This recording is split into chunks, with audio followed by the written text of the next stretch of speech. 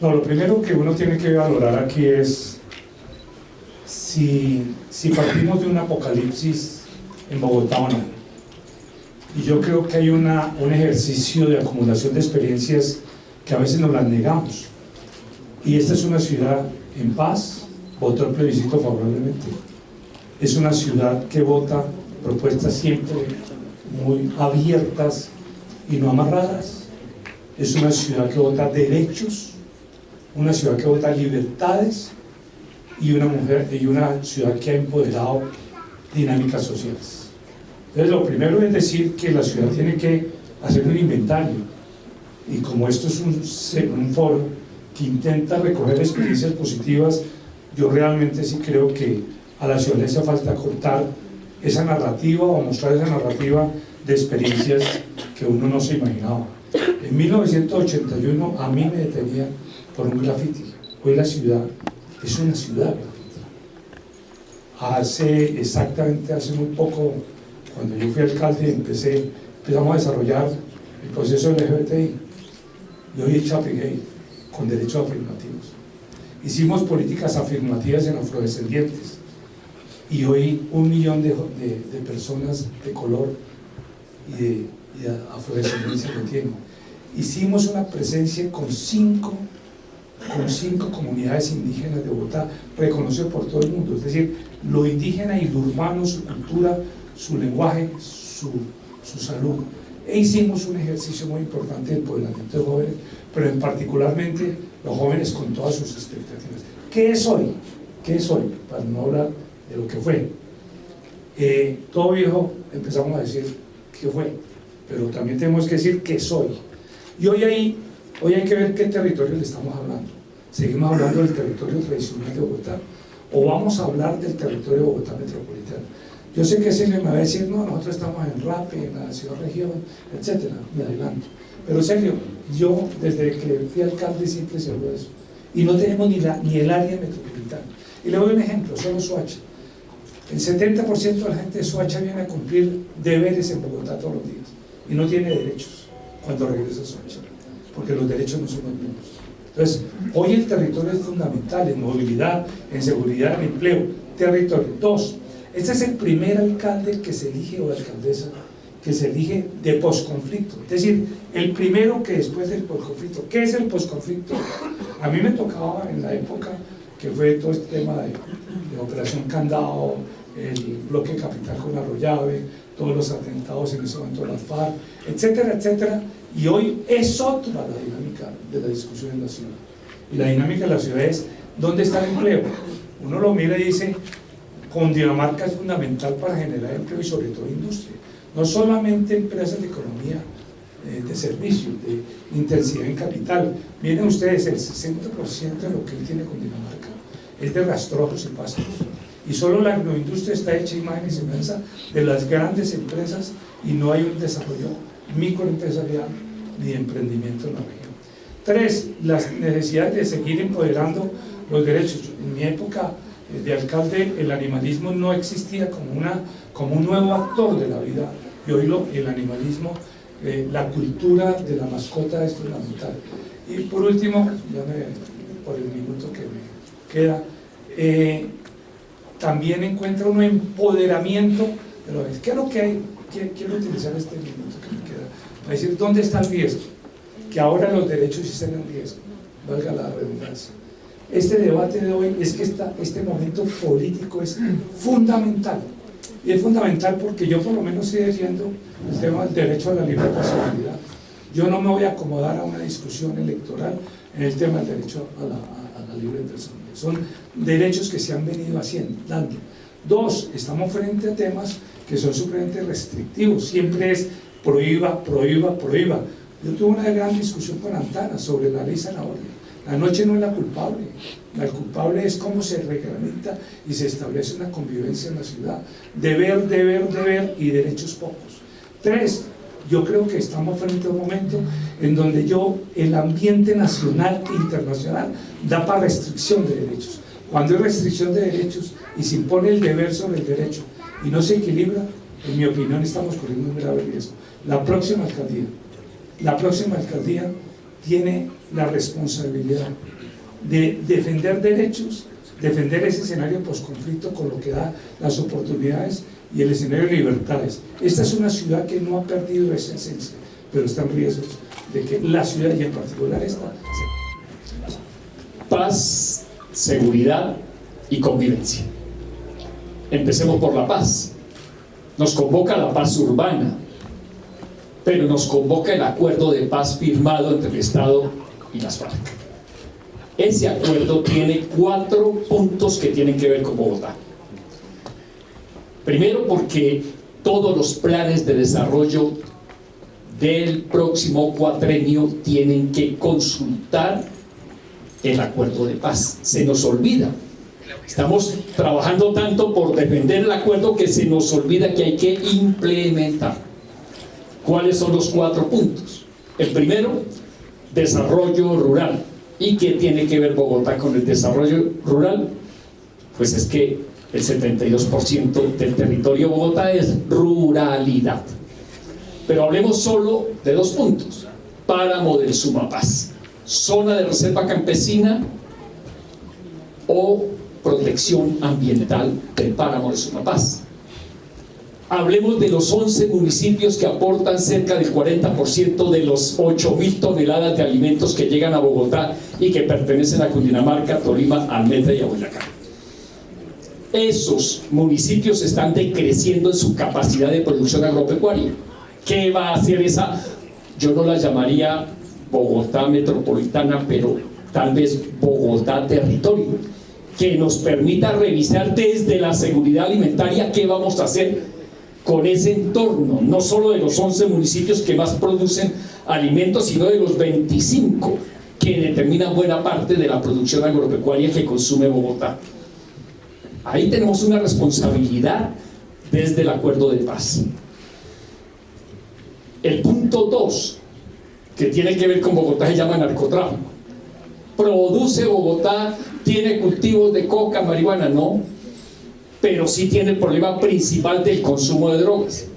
Y si el acuerdo de paz dice que hay necesidad de atender a las personas que cultivan coca sobre la base de la reforma rural, sobre la base de la redistribución de la tierra, también dice el acuerdo que hay que darle un tratamiento de salud pública a las personas drogodependientes. ¿Qué estamos haciendo? Lo contrario, dándole un tratamiento de seguridad y de orden público y de seguridad pública, y no un tratamiento de seguridad visto desde la intervención de la salud pública. El otro punto tiene que ver con las víctimas. Bogotá recibió 680.000 víctimas del conflicto armado, la mayoría desplazados. Lucho Garzón decía, no son desplazados, son nuevos ciudadanos, decía en su alcaldía. Aprendimos a atender esa población, es parte del proceso de construcción de seguridad colectiva en Bogotá. Ahora son los venezolanos, no por los 300.000 que hay, sino por lo que impactan desde el punto de vista del empleo, de la seguridad misma, un reto de inclusión.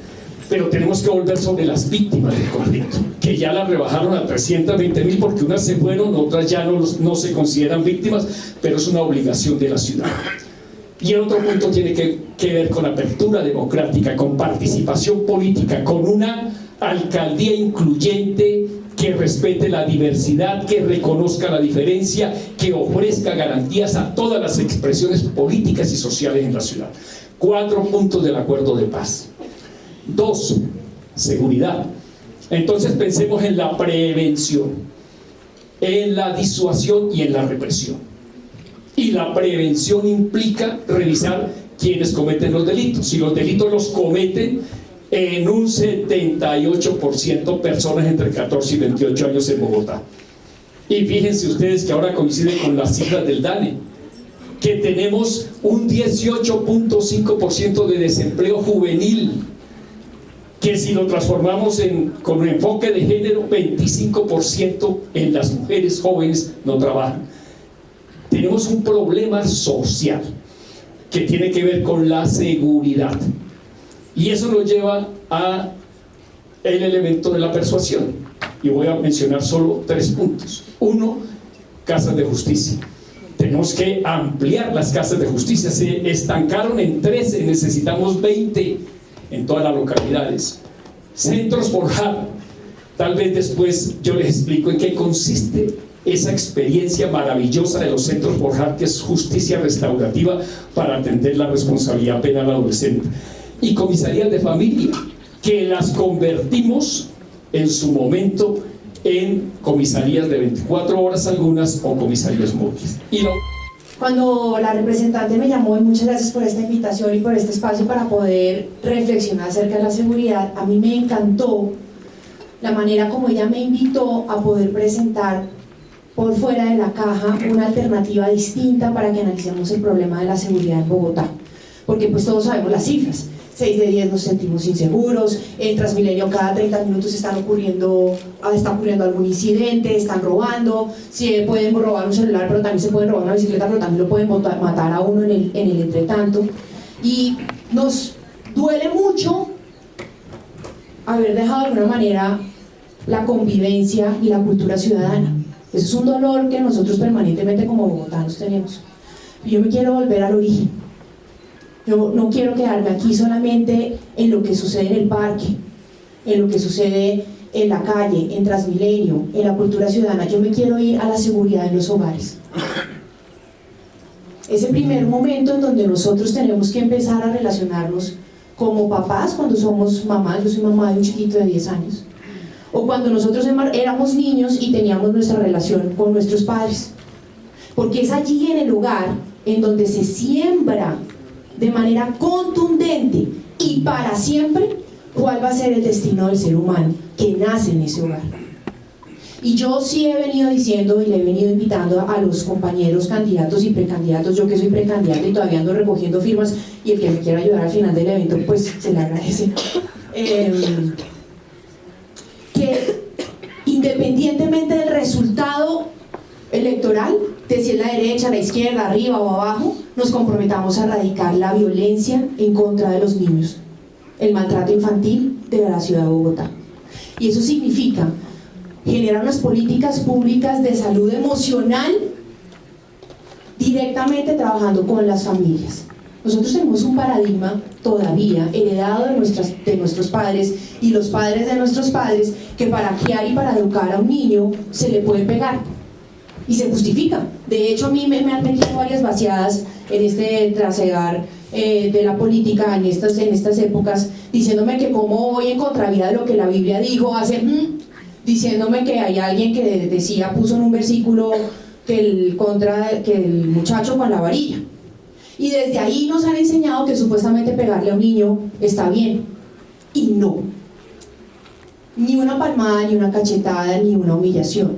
Educar sí, con contención, con amor, con disciplina. Y todo eso ustedes me están diciendo, bueno, pero esta señora que está hablando, estamos hablando de un foro de seguridad. Por supuesto.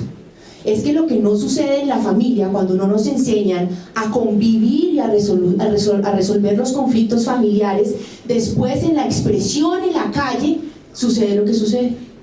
Y no en vano nos hemos ganado, Jorge, el número 3, si no estoy mal en este año peor, de la organización Save the Children como uno de los peores países para nacer.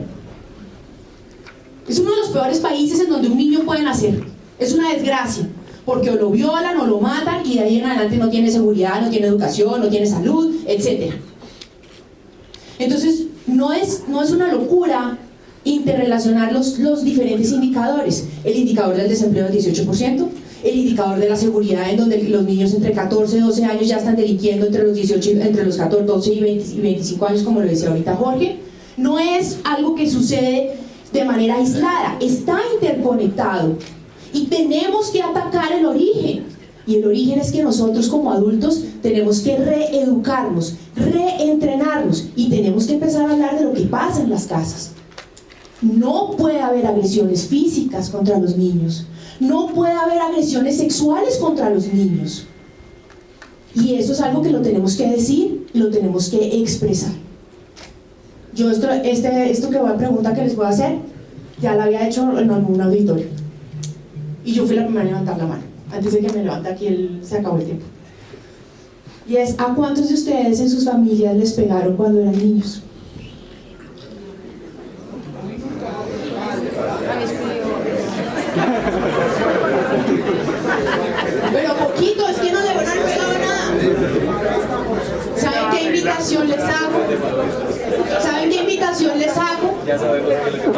No repliquen lo que pasó. Córtenlo. Más abrazos, más besos, más contención, por supuesto, pero tenemos que romper esa cultura de violencia. El espacio público y los trabajadores de la calle, como yo los denomino, o los ambulantes, o los trabajadores estacionarios, no pueden pelearse con el espacio público, ni el espacio público pelearse con los trabajadores de la calle. Hay que construir unas dinámicas para aceptarnos también en el espacio público de manera organizada, evitando y disminuyendo el conflicto entre las partes. En un gobierno nuestro de la democracia y de la alternativa no habrá persecución a los vendedores ambulantes, ni con policía, ni mucho menos con ESMAD. En un gobierno en cabeza de Sergio Nieves, del Polo Democrático Alternativo, el ESMAD no va a estar presente en ninguna actividad y acción ciudadana contra la ciudadanía en la ciudad de Bogotá. Ese no es el diálogo que debe implementar un gobierno alternativo y un gobierno democrático. Los diálogos se hacen entre los civiles, por supuesto, en algunos momentos con el acompañamiento de la policía. La preocupación mía no va a ser el crecimiento de la policía en Bogotá, no va a ser el crecimiento de la policía en Bogotá. ¿Sí? La decisión es fortalecer unas políticas de oportunidades en materia de empleabilidad y de oportunidades en educación, con los vendedores ambulantes en materia de organización de la mediana, de la pequeña y de la empresa en la ciudad de Bogotá, van a ser siempre convocados. Primero eso, esa es la respuesta a ese punto. Lo que dice Marulo, pues si hay elementos probatorios de que hay acciones delincuenciales en algunos candidatos, tanto de la derecha como de la izquierda, le corresponde sencillamente denunciarlo. Esa es mi respuesta a ese punto. Lo demás es discurso. O sea, hay que denunciar y poner en evidencia que hay bandas criminales, bandas delincuenciales acompañando candidaturas de la derecha, y con más razón si afectan nuestro propósito de llegar a la alcaldía mayor de Bogotá, pues sencillamente tiene que ponerse en evidencia, y todo lo de la paz, después de los acuerdos de La Habana y refrendados en el Teatro de la Ópera en la ciudad de Bogotá, pues tiene que realizarse. Pero para mí los desarrollos de los acuerdos de paz en la ciudad de Bogotá tienen que ver con la inclusión a todas las oportunidades de todos los que vivimos en la ciudad de Bogotá, seguir atendiendo a la población desplazada, seguir atendiendo a las víctimas que fueron del conflicto y que viven en la ciudad de Bogotá con programas sociales. ¿Con cuáles programas sociales? Principalmente políticas de empleabilidad, políticas de seguridad también para ellos, para protegerles sus vidas y no que se vuelvan a convertir en víctimas posiblemente de un conflicto que se puede mantener oculto en algunas localidades o en algunos barrios de la ciudad de Bogotá. Políticas de educación, pero también políticas de vivienda, principalmente. Si no hay una vivienda digna para esa población, seguramente algunos de esa población que ha llegado en búsqueda de oportunidades a la ciudad de Bogotá después del desarrollo del acuerdo, querrían desafortunadamente regresar a algunos de esos territorios e involucrarse, ojalá no sea así, en actividades del pasado. Entonces, todo por la paz, en un gobierno de la paz y en una alcaldía que por primera vez estaría después del acuerdo de paz entre las FARC y el gobierno nacional de la época. Pero por supuesto habrá que seguir animando, al contrario del gobierno de Peñalosa y del gobierno de Duque, la no desestabilización a ese proceso de paz que ha venido desarrollándose y que tiene grandes enemigos en el Congreso y en el gobierno. Paz urbana. Y un tema además con el que quisiera decir que quienes nos identificamos como de centro o izquierda tenemos un desafío especialmente relevante, porque creo que es un tema que o se asocia con la derecha o nos da un poco de timidez abordar porque se asocia con la derecha. Nos sentimos muy cómodos hablando de inclusión, de política social, y a veces nos sentimos un poco incómodos hablando de los temas de seguridad y justicia.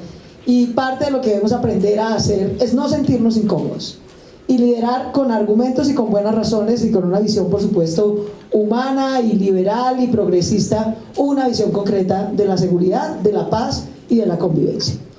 Entonces, asumiendo ese desafío, quisiera plantear lo siguiente.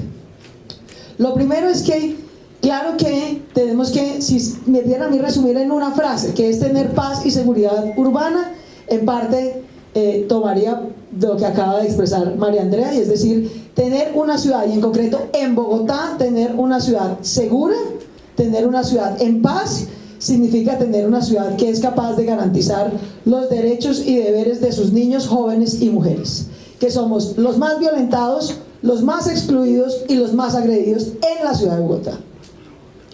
No necesariamente los más victimizados, porque realmente quienes son las primeras víctimas y también victimarios en la ciudad de Bogotá son los jóvenes. Los jóvenes hombres.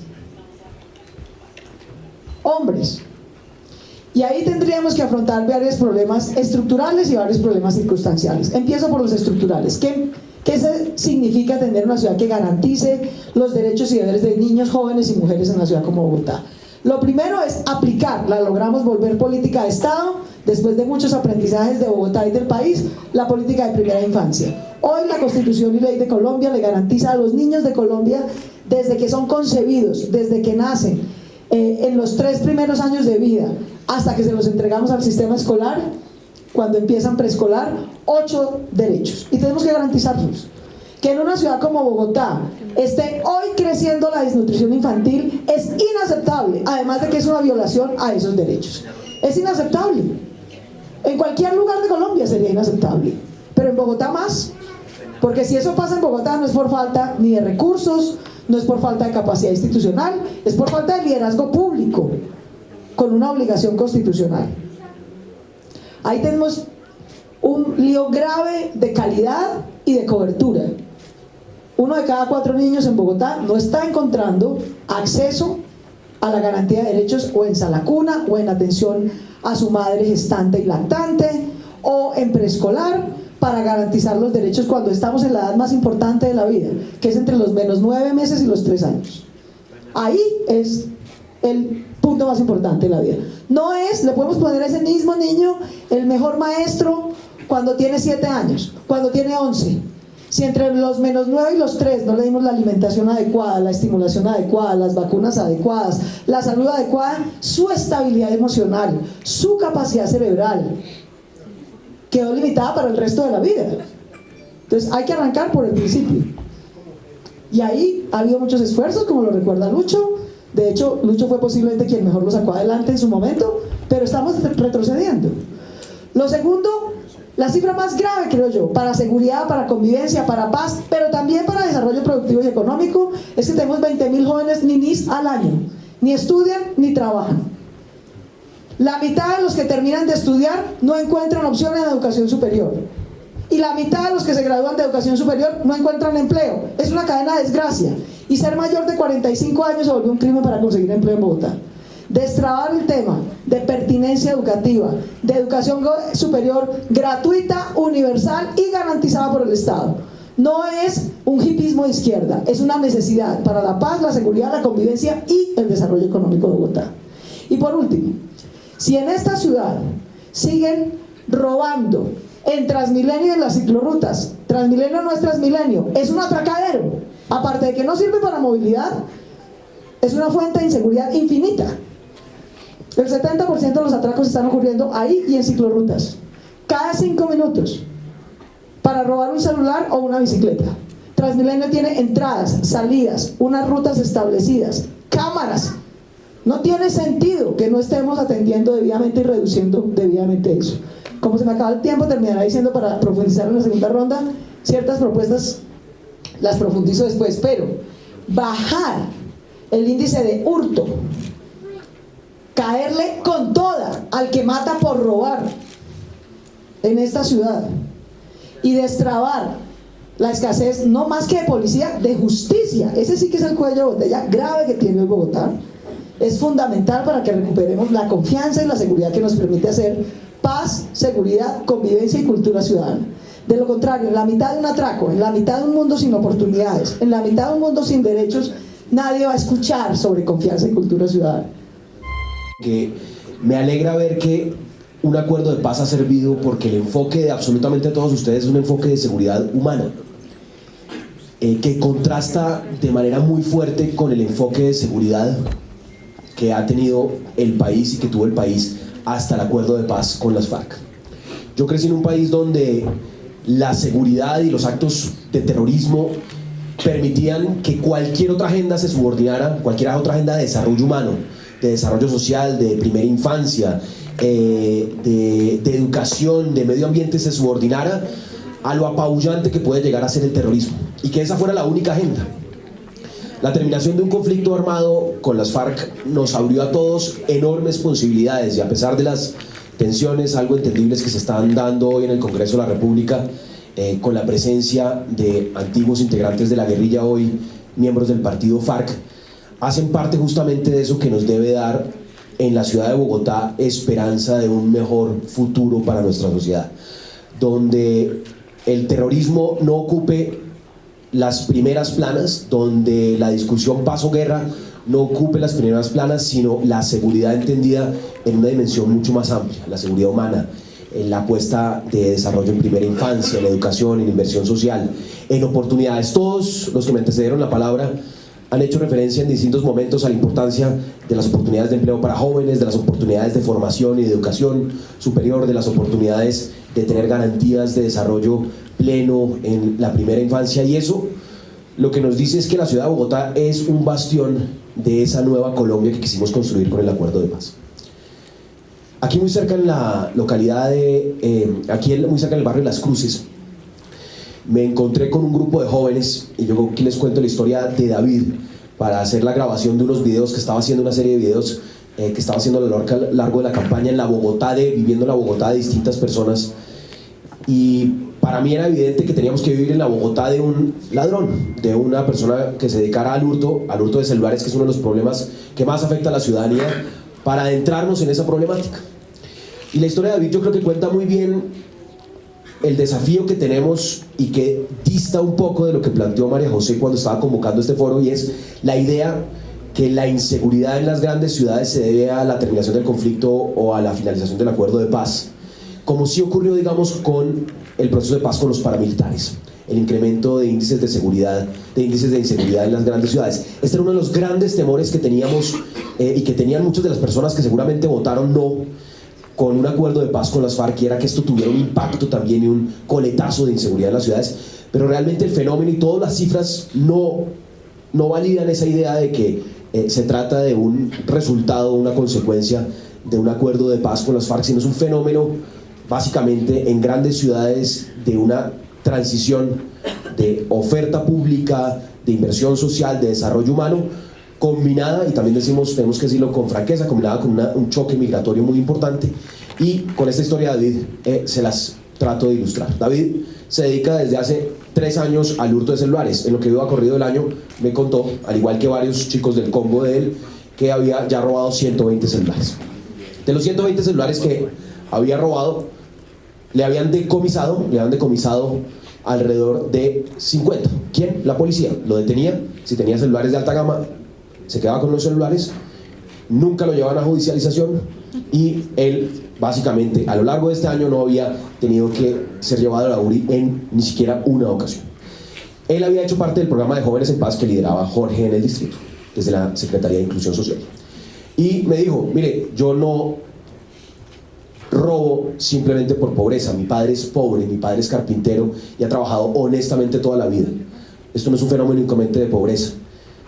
pero también es una realidad que yo, después de que se desmontó el programa, empecé a buscar empleo, alcancé a trabajar 2, 3 veces y finalmente, sin oportunidades de educación y de empleo, pues esta fue una opción fácil. Arranqué con un celular, volví a otro celular, y si combinamos esa situación, que es una situación de falta de oportunidades, de haber invertido la torta de la inversión en lo social, que en el año 2012 representaba el 65% del presupuesto de Bogotá, a inversión en infraestructura, que es importante, pero que yo creo y estoy convencido que no debe ser la prioridad para la ciudad de Bogotá, sino especialmente la inversión en desarrollo humano y en capital humano. Esa inversión también está teniendo un efecto y un coletazo en seguridad. Ya concluyo. Esa historia de David también nos cuenta algo que debemos entender, y es que si queremos realmente atender el problema de seguridad y de paz urbana, necesitamos llamar las cosas por su nombre y abordar un problema muy delicado y serio que estamos teniendo, y es que hay casos de corrupción en nuestra Policía Nacional. Y esos casos de corrupción impiden combatir de manera efectiva la inseguridad. Nosotros, y es muy popular decir en campaña, más pie de fuerza, más policías, entrenémoslos más, pero tenemos que abordar, y ese no puede ser un tema menor, tenemos que abordar un problema donde gran parte de las problemáticas de inseguridad en alguna parte también involucran a algunos pocos policías que no están haciendo la tarea debidamente. Uno se acerca en el barrio Santa Fe, habla con trabajadores de la zona y le dicen: no, miren, ahí los policías cuando llegan acá lo que están haciendo es controlando una frontera y van en un porcentaje. Se acerca y habla de una problemática de microtráfico: no, mire, en esa esquina la olla está detrás del CAI. Un chico que te diga: a nosotros los celulares y varios combos, los celulares nos los roban, nos los decomisan, y además, como lo ha denunciado también algunos medios, Noticias 1, el comercio de celulares robados está en la 13, también con anuencia de algunos miembros de nuestra policía. Ese tema lo tenemos que abordar si realmente queremos seguridad en la ciudad de Bogotá.